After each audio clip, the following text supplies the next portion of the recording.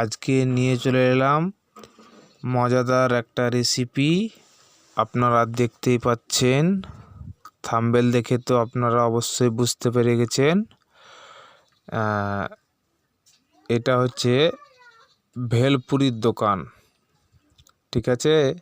আমাদের গ্রামে মেলা বসেছে, তাই এই যে দেখতে পাচ্ছেন কত সুন্দর করে ভাজা হচ্ছে ভেলপুরি।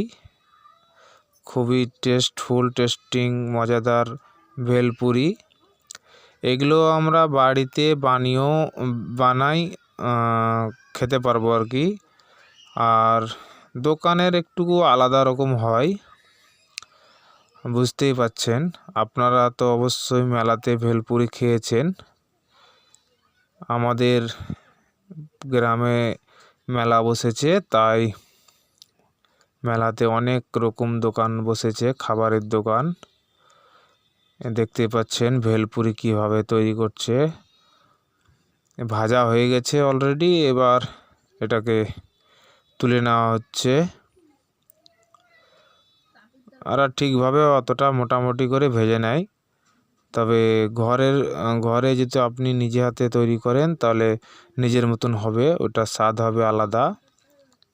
আর মেলার ভেলপুরি স্বাদ আলাদা। তো অবশ্যই একবার ট্রাই করে দেখবেন বাড়িতে বানিয়ে। খুবই সহজ, একদম খুবই সহজ বানাতে, বুঝলেন। তো আশা করি ভিডিওটা ভালো লাগলে অবশ্যই লাইক, শেয়ার, সাবস্ক্রাইব করে দিবেন।